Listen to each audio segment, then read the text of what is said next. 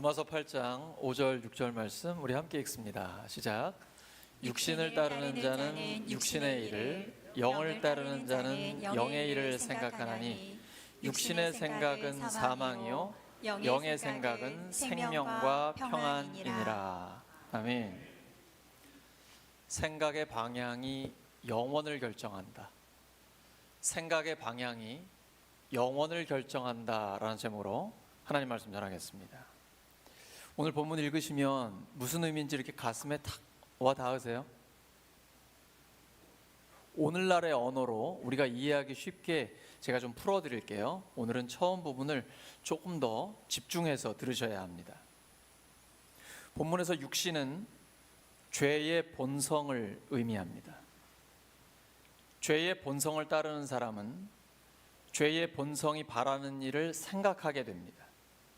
세상의 가치, 욕망, 성공에 집중하게 되죠. 돈, 권력, 명예, 쾌락 등 일시적인 것에 집착하는 사고방식을 갖게 됩니다. 세속적 가치관을 따라 사는 것입니다. 또한 자기중심적 사고를 합니다. 내가 주인이 되고 하나님을 배제한 채 살아갑니다. 하나님 없이 자기를 중심으로 살아가는 삶의 태도를 갖게 됩니다. 그 결과는 사망입니다. 죄의 본성의 지배를 받는 사람의 생각은 죽음입니다. 하나님과 단절되고 영적으로 죽고 궁극적으로는 영원한 심판을 받게 됩니다. 오늘 우리의 생각은 어디를 향하고 있습니까? 순간의 만족에 집중하며 영원한 가치를 놓치고 있지는 않나요? 돌아보기를 원합니다. 반면에 대조를 이루죠. 영의 생각이라고 나오는데 이 영이 헬라어로 보면 푸뉴마예요. 영 또는 성령이라고 해석할 수 있습니다. 근데 영어 성경을 보면 더 스피릿인데 대문자로 써놨어요. 그 말은 유일하신 하나님, 성령 하나님을 가리키는 겁니다. 성령을 따르는 자는 성령의 일을 생각합니다. 성령의 일을 생각하는 사람은 진리, 하나님의 뜻, 그리고 영원한 가치에 초점을 맞춥니다. 하나님의 뜻과 성령의 인도하심에 집중합니다. 하나님의 말씀을 따라 살아갑니다. 성령의 인도하심에 귀를 기울이고 성경적 세계관과 가치관을 갖습니다. 이 땅의 가치보다 하늘의 가치를 소중히 여기는 마음을 품습니다. 이 생각은 영원한 생명뿐 아니라 현재의 삶 속에서도 평안을 가져옵니다. 예수님은 허물과 죄로 죽을 뻔했던이 아니고 죽었던 우리를 살리셨습니다. 성령의 생각은 단순한 생존이 아닌 참된 생명, 곧 하나님과의 화목한 관계와 내면의 평안을 가져옵니다. 로마서를 기록한 사도 바울은 감옥 속에 있을 때도 이렇게 외쳐요. 주 안에서 항상 기뻐하라. 내가 다시 말하노니 기뻐하라. 빌립보서 4장 4절이죠. 그에게 인간적인 환경이나 상황을 초월하는 기쁨이 있고요. 그리고 성도들이 그러한 기쁨을 누릴 수 있기 때문에 선포하는 거예요. 주 안에서 가능한 것입니다. 그는 육신의 환경이 아닌 성령의 관점에서 삶을 바라보았습니다. 그렇기에 참된 기쁨과 평안을 누릴 수 있었던 것입니다. 성령의 지배를 받는 사람의 생각은 생명과 평안입니다. 우리가 하루 동안 가장 많이 생각하는 것은 무엇입니까? 혹시 이건가요? 잠시 머물다 사라질 것들에만 매달리고 있나요? 아니면 영원한 가치를 붙들며 살아가고 있습니까? 우리 삶에 불안과 두려움이 가득할 때가 있습니다. 그 원인을 깊이 들여다보면 종종 우리가 육신의 생각에 사로잡혀 있음을 발견하게 됩니다. 어차피 내가 해결할 수 없는 거거든요. 그런데 그거 붙들고 근심 걱정하고 있습니다. 막 불안해해요. 두려워합니다. 하지만 이 생각이 성령의 생각으로 바뀌면 설명할 수 없는 평안이 우리의 마음과 생각을 지배하게 됩니다. 그 핵심 말씀이 빌립보서 4장 6절과 7절이에요. 아무것도 염려하지 말고 nothing, 아무것도 염려하지 말고 모든 일에 everything, 모든 일에 기도와 간구로 감사함으로 우리 구할 걸 하나님께 아뢰면 돼요. 기도 응답이 어떻게 올까요? 그리스도 예수 안에서 우리의 생각을 초월하는, 우리는 이것도 걱정거리 저것도 염려거리인데 하나님 다 알고 계시거든요. 우리의 이 생각을 초월하는 하나님의 평강이 우리의 마음과 생각을 지킵니다. 더 이상 불안해할 필요도 없고 두려워할 필요도 없고 염려하지도 않고 오히려 하나님이 어떻게 역사하시나 기대하면서 감사하고 소망을 갖게 되는 것이죠. 희망은 막연한 낙관이라고 한다면 소망은 하나님의 약속을 붙들고 근거 있는 바라봄이에요. 이게 소망입니다. 이게 신앙이에요. 하나님이 약속하셨기 때문입니다. 본문에서 바울은 단순히 두 가지 종류의 생각을 이야기한 게 아니에요. 생각의 방향이 영원한 운명을 결정한다. 육신의 생각이냐 성령의 생각이냐, 바로 이 진리를 강조하고 있는 것입니다.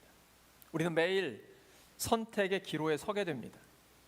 어떤 생각을 품느냐가 우리의 삶의 질과 관계, 심지어 영원한 운명을 결정합니다. 한 번의 생각이 인생의 방향을 좌우합니다. 누가복음 15장의 탕자가 나 이제 아버지 집에 돌아가야겠다, 이 생각이 그의 삶을 완전히 바꿔놓습니다. 생명과 평안, 그에게 하나님이 선물로 주시는 것이죠. 거기에 아버지는 바로 하나님을 가리키고 있기 때문입니다.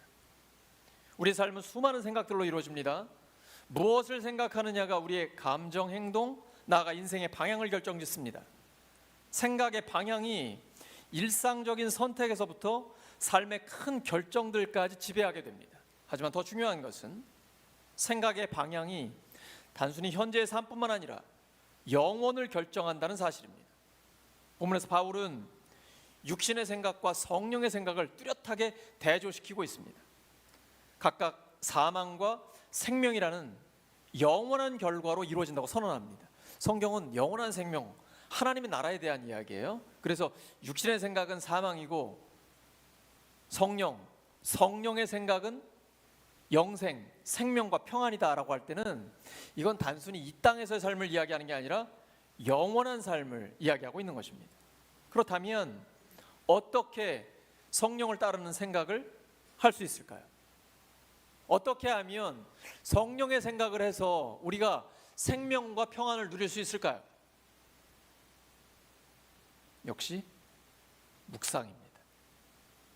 말씀을 묵상하면 우리의 생각이 하나님의 뜻에 맞게 정리가 됩니다. 복 있는 사람은 하나님의 말씀을 즐거워하여 주야로 그 말씀을 묵상합니다. 말씀에 사로잡힌 사람이 됩니다. 묵상이란 갈망하는 것입니다. 마치 사슴이 시냇물을 찾는 것처럼. 우리랑은 달라요. 올해는 4월부터 여름이 온다는 소식이 있는데 이스라엘은 사막 기후입니다. 광야를 걷다 보면 목이 타서 죽을 것 같아요. 그때 그 사슴이 이 목마름을 채우지 않으면, 샘물을 만나지 못하면 죽어요. 이건 생명의 문제입니다. 그러한 마음을 가지고 하나님을 갈망하는 것, 이게 묵상이에요. 홀로 잠잠히 하나님의 얼굴을 구하는 것입니다. 요즘은 혼자 있는 사람이 많아요. 혼자 밥 먹고 혼자 술 먹고. 근데 혼자 있는 게 아니에요. 뭔가에 중독돼 있어요. 보통은 스마트폰과 함께 있어요. 그 혼자 있는 거 아니에요. 그거 더 나쁜 거예요. 성경에서 홀로 있다라는 것은 아무도 없이 나 혼자 있는데 하나님과 함께 있는 거예요. 그리고 오직 하나님만 바라보는 거예요. 하나님은 과묵하시죠. 침묵하실 때가 있으시죠. 하나님의 침묵은 하나님의 부재가 아니에요. 우리가 간절히 하나님을 찾도록 기다리고 계신 거예요. 그게 묵상이에요. 홀로 침묵하며 하나님만 바라보는 거예요. 이게 없으면 묵상은 깊어질 수 없어요. 시편 63편 1절입니다. 시작. 하나님이여, 주는 나의 하나님이시라. 내가 간절히 주를 찾되 물이 없어 마르고 황폐한 땅에서 내 영혼이 주를 갈망하며 내 육체가 주를 앙모하나이다. 말씀 앞에서 머물러 가지고 주님을 우러르며 사모하는 거예요. 그러면 하나님으로 가득 차게 됩니다. 묵상을 통해 내적으로 충만해지지 못한 채로 외적인 활동을 많이 하게 되면 금방 부실해집니다. 우리 밥 안 먹고 계속 노동을 해보세요. 금방 지칩니다. 영적인 것도 같은 원리입니다. 우리는 신앙생활을 하면서 얼마나 열심인지가 아니고 무엇에 열심인지를 보아야 합니다. 방향이 중요해요. 먼저 하나님의 말씀을 듣는데 열심을 내야 합니다. 그 다음에 말씀을 따라 활동을 하면 하나님의 뜻이 이루어지고 형통하게 됩니다. 주님과의 충분한 교제 없이 지나친 활동을 하게 되면 영적으로 탈진하게 됩니다. 지속적으로 채우지 않고 쏟아내기만 하면 결과는 뻔합니다. 한두 번의 봉사가 아니라 계속되는 섬김이 중요합니다. 꾸준히 하는 것입니다. 신앙생활은 단거리 경주가 아니에요. 마라톤이에요. 한두 번 하고 1, 2년 하고 말 게 아니고 죽을 때까지 할 거예요. 그러므로 우선순위가 확실해야 돼요. 말씀 묵상이 먼저입니다. 올해 우리 교회는 철저히 더욱 묵상에 집중할 것입니다. 다른 어떤 활동을 많이 하는 게 중요한 게 아니고요. 말씀을 묵상하면서 하나님의 음성이 언어를 넘어서 살아있는 주님의 말씀이 나에게 들리는 거예요.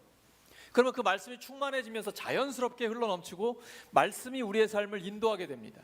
그러면 하나님의 뜻대로 순종하면서 하나님의 뜻이 우리의 삶에 이루어지게 됩니다. 이러한 자연스러운 사역이 하나님의 열매를 맺게 되는 것입니다. 우리는 내가 원하는 사역을 하는 게 아니고 주님이 원하시는 섬김을 해야 합니다. 그러려면 먼저 주님 앞에 엎드려야 합니다. 내가 무엇을 할지보다 내가 누구인지를 먼저 알아야 합니다. 그런 면에서 건강한 사역은 기도와 말씀이 균형 잡힌 기본기에서 출발해야 합니다. 우리 교회에도 각자의 분야에서 고수들이 많습니다. 근데 모든 분야의 고수는 공통점이 있어요. 기본기가 탄탄해야 합니다. 지금 수백억, 수천억을 받는 그 축구 선수들이나 이 프로 선수들 보면 처음에 워밍업 할 때 기본기부터 다집니다. 범접할 수가 없는 부분이 있어요. 신앙생활의 기본기란 뭡니까? 기도와 말씀이에요. 사도행전을 보시면 갑자기 폭발적으로 사람들이 많아졌어요. 감당을 못하는 거예요. 그래서 집사들, 오늘날로 말하면 장로님들이나 이렇게 중직자들을 세워요. 그래서 구제하고 뭐 교회 행정을 담당하고 이런 부분들을 다 맡기고 사도들은 오직 기도와 말씀에만 집중해요. 왜냐하면 모든 성도들이 기도와 말씀으로 하나가 돼야만 하기 때문에 이게 신앙의 기본기예요. 이게 약하면 다 허물어져요. 근데 기본기가 탄탄하면 그때는 하나님께서 교회를 견고하게 세워주십니다. 기도와 말씀을 통해 주님의 음성을 들어야 돼요. 근데 이 주님이 빠져있는 섬김을 하면 참된 기쁨이 없어요. 원망과 불평으로 끝나게 됩니다. 마르다가 그랬잖아요. 또한 안식이 빠져있는 사역은 마무리가 좋지 않습니다. 쉼이 있어야 돼요. 무조건 달리기만 하면 안 돼요. 주님은 우리를 몰아가지 않으십니다. 뭔가에 막 쫓기고 계십니까? 성령의 역사 아니에요. 주님은 우리에게 안식을 주세요. 그게 진짜입니다. 마태복음 11장 28절에 30절이죠. 수고하고 무거운 짐진 자들아 다 내게로 오라. 내가 너희를 쉬게 하리라. 나는 마음이 온유하고 겸손하니 나의 멍에를 메고 내게 배우라. 그리하면 너희 마음이 쉼을 얻으리. 이는 내 멍에는 쉽고 내 짐은 가벼움이라 하시니라. 지금 혹시 삶이 너무 무겁거나 교회 사역이 버거우십니까? 그럼 지금 내가 지고 있는 거예요. 주님께 맡기셔야 됩니다. 그리고 나는 쉼을 얻을 수 있는 거예요. 물론 하나님의 일을 하다 보면 굉장히 바쁩니다.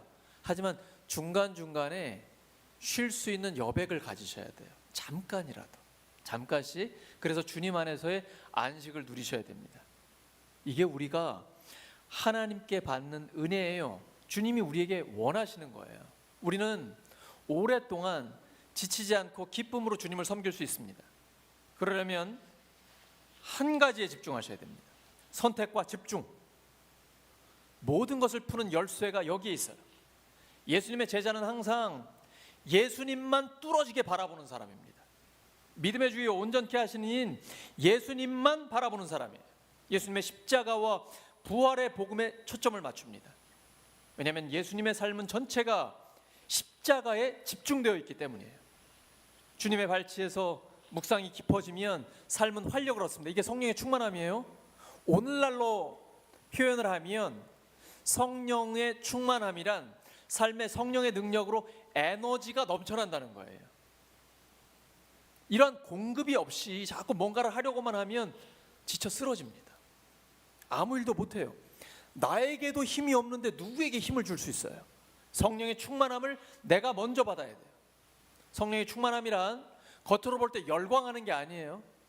말씀의 묵상을 통해 우리 깊은 곳에서 샘솟듯 올라오는 성령의 능력이에요. 이게 흘러 넘치는 것입니다. 주님의 발치에서 묵상이 깊어지면 이러한 성령의 충만함을 경험하게 됩니다. 그리고 지속적으로 영적인 성숙이 가능해집니다. 예수님처럼 생각하게 됩니다. 예수님의 초점은 철저히 십자가와 부활에 맞춰져 있습니다. 묵상을 통해서 하나님을 알아가다 보면 믿음이 생깁니다. 믿음은 저절로 생기는 게 아니에요. 말씀을 가까이 하셔야 믿음이 생깁니다. 날마다 말씀을 가까이 해야 합니다. 제가 요즘 월요일에서 토요일까지 새벽 기도회 설교 원고를 목자 목녀님들께 드리고 있습니다. 왜냐하면 주일에 한 끼 먹고 일주일 내내 굶으면 영적으로 영양실조에 걸리기 때문이에요. 날마다 말씀 한 절, 두 절이라도 깊이 묵상해서 그 묵상한 내용을 한번 읽어보시면서 생각해 보시기 바랍니다. 신앙생활이란 로또가 아니에요. 갑자기 대박 나는 게 아닙니다. 매일 한 걸음 한 걸음 걸어가는 거예요. 이게 한 달, 두 달, 1년, 10년, 20년 되면 폭발력이 생깁니다. 성령의 권능이 많은 거예요.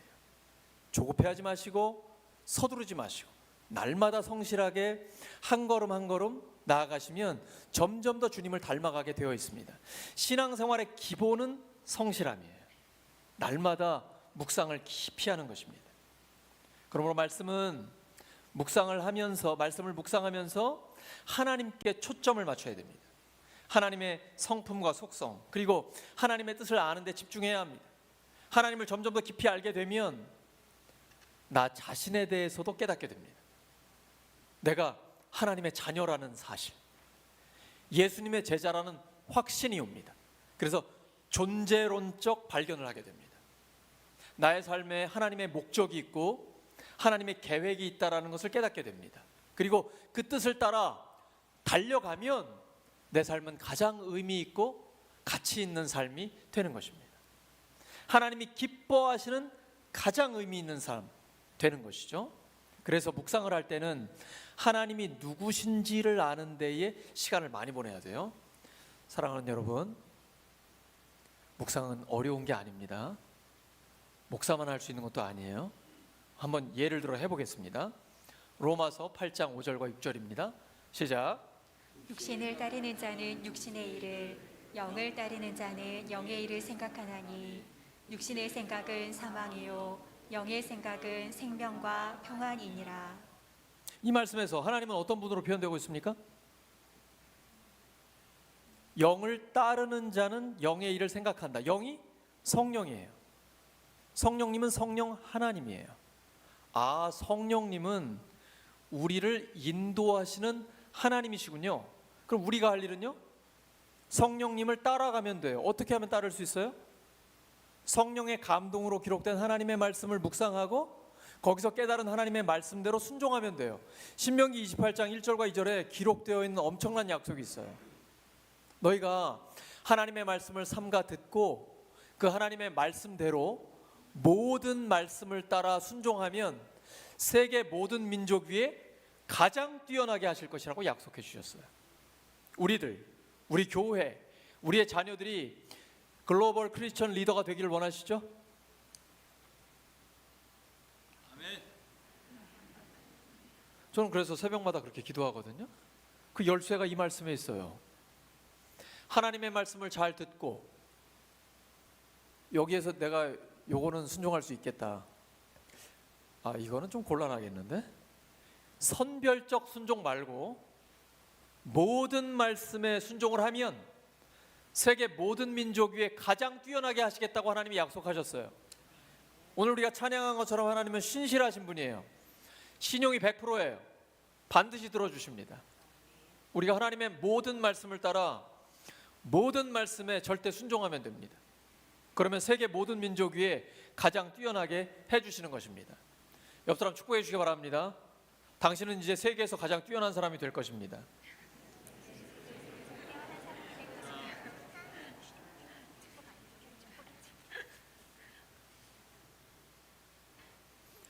성령을 따라가면 성령님의 생각을 하게 됩니다.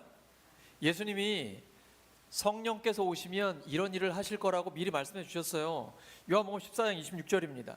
보혜사 곧 아버지께서 내 이름으로 보내실 성령 그가 너희에게 모든 것을 가르치고, 성경만 가르치시는 게 아니고요, 직장, 학교, 가정, 어떻게 하면 가정을 회복시킬 수 있나, 행복하게 할 수 있나, 모든 걸 다 가르쳐 주세요.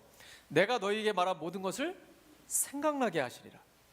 요한복음 16장 13절입니다. 그러나 진리의 성령이 오시면 그가 너희를 모든 진리 가운데로 인도하시리니, 미래를 걱정하지 마세요. 성령께서 우리를 인도하십니다. 그것도 모든 진리 가운데로 인도하십니다. 그가 스스로 말하지 않고 오직 들은 것을 말하며 장래 일을 너희에게 알리시리라. 성경을 읽고 묵상하다 보면요, 미래를 걱정하지 않아요. 왜냐하면 하나님이 우리를 책임지신다고 약속하셨거든요. 우리가 어떻게 하면 돼요? 성령의 인도하심을 따라가기만 하면 됩니다. 이렇게 묵상이란 말씀을 한 구절 한 구절 집중하면서 적용점을 찾는 거예요. 하지만 여기도 더 중요한 게 있어요.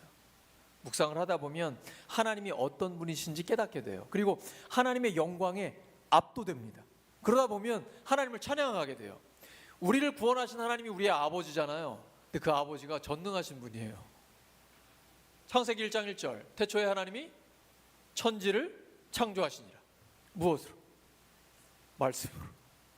말씀 한마디로 우주 만물을 창조하시는데 이 우주보다 더 크신 하나님이 나의 아빠예요. 그러니까 하나님을 찬양하고 경배하게 되죠. 묵상의 절정은 예배예요. 찬양과 경배를 하게 되는 것입니다. 이 묵상이 엄청난 능력을 갖고 있어요.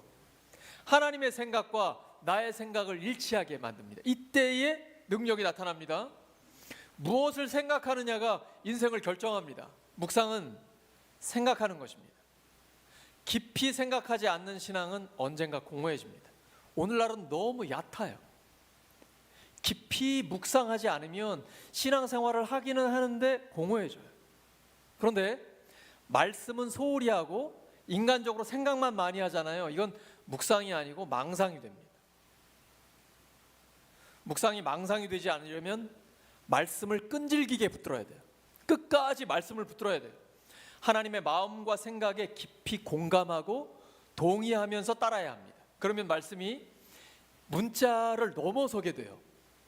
그리고 하나님의 음성이 들립니다. 여러분, 이게 깊어지면요, 그냥 내가 생각지 못한 때에 하나님의 음성이 들려요. 자꾸 사람을 만났을 때도 어떤 음성이 자꾸 들립니다. 하나님의 음성이 들려요. 이걸 분별할 수 있어야 합니다. 묵상을 하면 할수록 말씀이 우리의 인격으로 자리 잡게 됩니다. 어느 날 갑자기 팍 뛰는 게 아니고 날마다 조금씩 우리의 인격이 예수님을 닮아가게 돼요. 이게 성령의 열매예요. 묵상은 엄청난 능력이에요. 묵상을 통해서 우리가 하나님과 하나가 되는 엄청난 복을 누리게 돼요. 예수님이 광야에서 마귀에게 시험을 받으시죠. 기록된 말씀으로 이기십니다. 예수님은 말씀이 육신이 되어 오신 하나님 자신입니다. 그러니까 말씀이 능력 그 자체예요. 그런데 이 말씀이 우리의 삶에 들어와서 우리와 하나가 되면 우리의 삶에 성령의 능력이 나타나기 시작합니다. 하나님의 전신갑주에서 성령의 검 하나님의 말씀은 방어 무기가 아니라 공격 무기예요.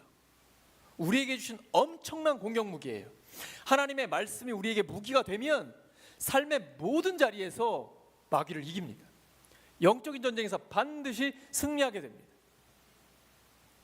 그리스도인은 이 땅에서 영적인 전쟁을 하며 살아갑니다. 이건 진리 전쟁이에요. 지금 세상은 온통 진실 게임이 벌어지고 있습니다. 우리가 뉴스를 보고 있잖아요. 헌법재판소에서, 광장에서, 모두 다 자신이 옳다고 주장합니다. 이럴 때일수록 교회는 더욱 분발해서 진리 편에 서야 합니다. 오직 하나님 나라의 복음을 위해 살아야 합니다. 현실을 직시합니다. 현실 너머에 있는 하나님 나라를 바라보셔야 돼요. 현실 그 자체가 자기들끼리 한다고 해결되는 게 아니라 제3의 대안을 찾으셔야 돼요. 출애굽은 광야가 목적지가 아니에요. 제3의 대안인 가나안 약속의 땅이 목적지라고요. 현실도 마찬가지입니다.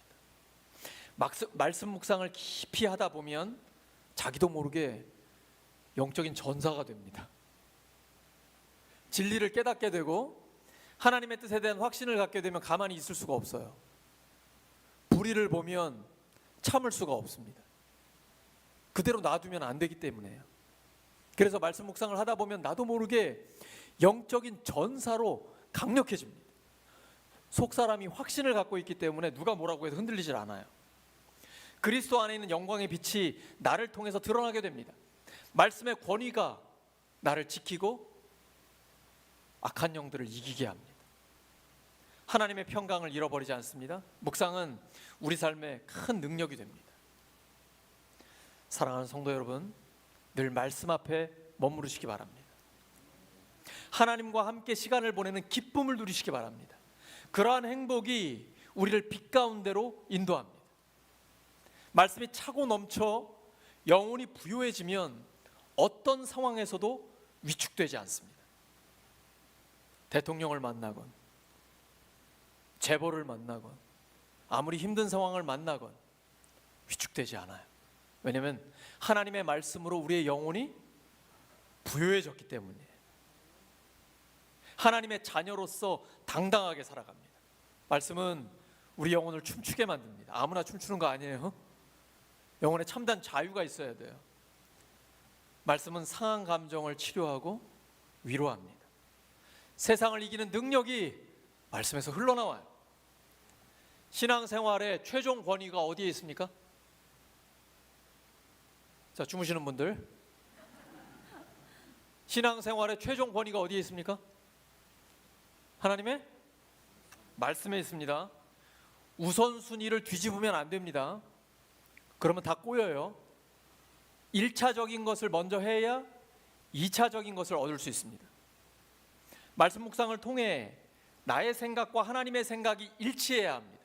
그리고 하나님의 생각대로 사역을 해야 하나님의 역사가 나타납니다. 우리 교회는 철저히 묵상의 힘으로 전진할 것입니다. 다른 활동들을 하기 전에 묵상에 집중하시기 바랍니다. 그러면 하나님의 말씀이 우리를 인도하십니다. 자, 여기서 묵상에 집중하려면 절제해야 될 게 있어요. 끊어야 될 게 있습니다. 유튜브를 절제하셔야 돼요. 저는 유튜브의 알고리즘을 차단했습니다. 우리 교회 설교나 유익한 것들만 검색해서 따로 봅니다. 그러지 않고 알고리즘대로 올라오는 영상을 보다 보면 한쪽으로 치우치는 생각을 갖게 됩니다. 비슷한 내용의 영상이 자동으로 끝없이 아주 죽을 때까지 뜰 것 같아요. 이러면 확증 편향이 심해집니다. 점점 더 극단으로 가게 됩니다. 자신이 속한 진영의 논리에 무조건 따라가게 됩니다. 굉장히 위험하고 미숙한 것입니다. 흑백 논리를 갖게 됩니다. 자신은 좋은 편이고 자신과 다르면 나쁘다고 생각합니다. 실제 세상이 그렇게 단순합니까? 세상에는 늘 중간이 있습니다. 그리고 단계가 있어요. 다양성을 존중해야 합니다. 그래서 일반적인 언론, 즉 방송과 신문에 근거해서 사안을 판단하는 것이 좋습니다. 저는 보수와 진보 그리고 기독교 매체를 전체적으로 봅니다. 그래도 언론사는 우리 사회의 견제와 감시를 받기 때문이에요. 반면에 유튜브는 아무런 감시도 받지 않고 자기 마음대로 이야기합니다. 대부분의 유튜버는 돈을 벌기 위해서 합니다. 그들의 발언 뒤에는 사실 조회수 늘리기, 그러면 광고가 붙죠. 구독, 좋아요. 돈이 있다는 것을 우리는 기억해야 합니다. 거기 넘어가면 안 됩니다. 성경을 보시면 선과 악이 있습니다. 하지만 악에도 단계가 있고 선에도 거룩에 이르는 단계가 있어요. 욕심이 잉태한 즉 죄를 낳고 죄가 장성한 즉 사망을 낳습니다. 우리가 다 하나님의 아들을 믿는 것과 아는 일에 하나가 되어 온전한 사람이 되어, 이건 성숙한 사람이 된다는 거예요. 그리스도의 장성한 분량이 충만한 데까지 자라가는 거예요. 점점 더 성숙해지는 것입니다. 우리는 그 차이를 인정해야 돼요. 흑백 논리는 매우 위험한 것입니다. 단계가 있고 차이가 있다는 것을 우리는 인정해야 돼요. 이게 다양성 속의 일치입니다. 교회는 다양한 생각과 다양한 사람들을 존중해 주면서 하나님 나라의 복음에 일치하는 거예요. 예수 그리스도, 성경, 하나님의 뜻, 그러면 하나가 되는 것입니다. 가정교회도 마찬가지입니다. 가정교회가 시작된 지 30년 정도밖에 안 됐습니다. 교회의 전통은 2000년이 넘어요. 가정교회만 생각하시면 안 됩니다. 사실 가정교회가 지향하는 것은 가장 오래된 새 교회입니다. 성경에 기록된 예수님이 꿈꾸시는 그 교회를 이루는 거예요. 하나님 나라를 경험하는 교회입니다. 오직 성령 안에서 의와 평화와 기쁨을 누리는 것입니다. 성령께서 하나 되게 하신 것을 힘써 지키는 교회입니다. 하나됨을 깬다, 그거는 주님이 기뻐하시는 교회가 아니에요. 그래서 오직 성령께서 하나 되게 하신 것, 주님의 핏값으로 사신 교회를 하나 되게 하는 데에 힘써야 합니다. 이러려면 말씀 묵상이 거룩한 습관이 되어야 합니다. 예수님은 경건한 습관을 갖고 계셨어요. 매우 바쁜 일정 중에도 새벽 기도하시고 철야 기도하셨습니다. 예수님은 해야 할 일과 하지 않아도 될 일, 급한 일과 중요한 일을 구분하셨습니다. 예수님은 하나님 나라의 복음을 전하고 영혼을 구원해 제자 삼는 데에 집중하셨어요. 예수님이 각종 환자들을 고쳐주시고 많은 귀신들을 쫓아내셨는데 수많은 사람들이 주님을 찾아왔습니다. 하지만 예수님은 자리를 옮기시면서 이렇게 말씀하십니다. 우리가 다른 가까운 마을들로 가자. 거기서도 전도하리니 내가 이를 위하여 왔노라. 어떤 사람이 예수님께 자기 형을 명하여 유산을 자신과 나누게 해주시라고 부탁을 드렸습니다. 청탁한 거죠. 자기 힘으로 안 되니까요. 예수님은 단호히 거절하십니다. 그리고 이렇게 말씀하세요. 이 사람아, 누가 나를 너희의 재판장이나 물건 나누는 자로 세웠느냐. 삼가 모든 탐심을 물리치라.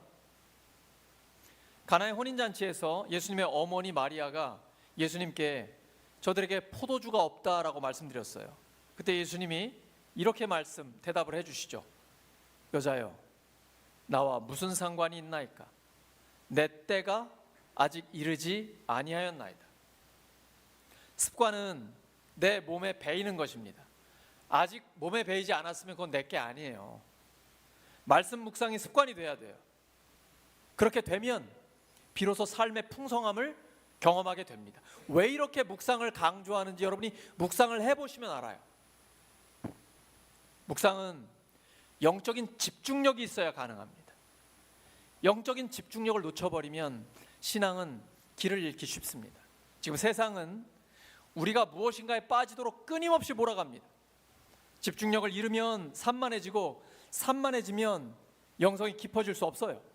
영성이 깊어지려면 단순한 삶을 살아야 합니다. 단순해져야 하나님께만 초점을 맞출 수 있고 하나님과 깊은 교제가 가능해집니다. 말씀 묵상을 하지 못할 정도로 바쁘신가요? 그러면 그건 바쁜 게 아니고 나쁜 겁니다. 마귀는 우리를 분주하게 만들어 하나님으로부터 멀어지게 합니다. 분주하면 쫓기는 삶을 살게 됩니다. 요즘 이런 인사 많이 해요. 바쁘신데 와주셔서 감사합니다. 쫓기는 삶은 능력 있는 삶이 아니에요. 별 볼 일 없는 인생이 됩니다. 방향을 잃어버린 거예요. 분명한 목적 없이 바쁜 것은 의미 없어요. 반면에 하나님께 시선을 고정하면 마음에 여유가 생깁니다. 하나님이 부르신 부름의 상을 향해 달려가고 있는데 하나님의 평강을 잃어버리지 않습니다. 지극히 단순한 삶으로 돌아가시기 바랍니다. 하나님을 간절히 찾는 자가 하나님을 만납니다. 기도하면 하나님의 평강이 우리에게 주어집니다. 우리의 생각이 정결해져요. 기도는 엄청난 능력을 갖고 있어서 성령의 생각을 하게 합니다. 골로새서 3장 2절입니다. 위의 것을 생각하고 땅의 것을 생각하지 말라. 하나님의 관점에서 생각하고 우리의 시선을 영원한 것에 맞추고 살아가야 합니다. 성령께서는 위의 것을 생각하게 해주십니다. 지금 내 마음의 중심에는 어떤 생각이 자리 잡고 있습니까? 생각을 새롭게 하면 내 삶이 변화됩니다. 로마서 12장 2절입니다. 너희는 이 세대를 본받지 말고 오직 마음을 새롭게 함으로 변화를 받아. 여기서 마음은 마인드예요. 생각을 바꾸는 것입니다. 그러면 변화가 일어납니다. 하나님의 선하시고 기뻐하시고 온전하신 뜻을 분별할 수 있게 됩니다. 모든 것은 생각으로부터 시작됩니다.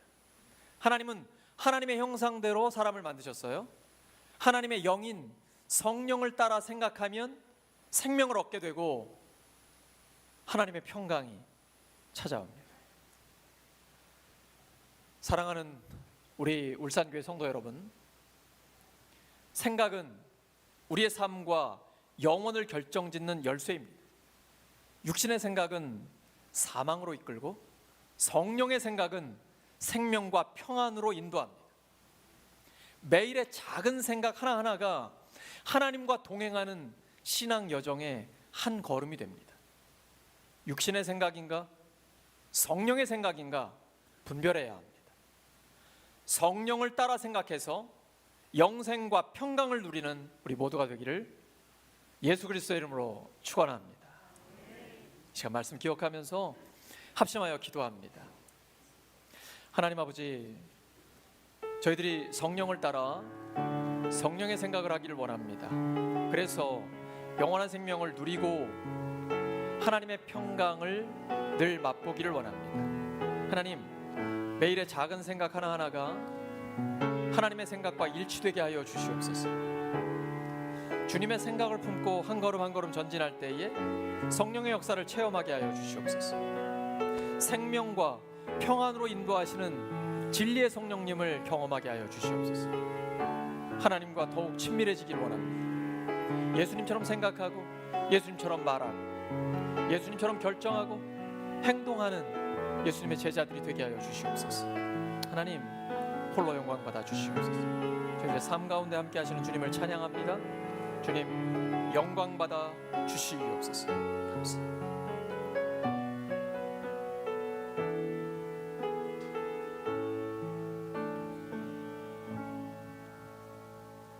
감사드리며 예수님의 이름으로 기도드립니다.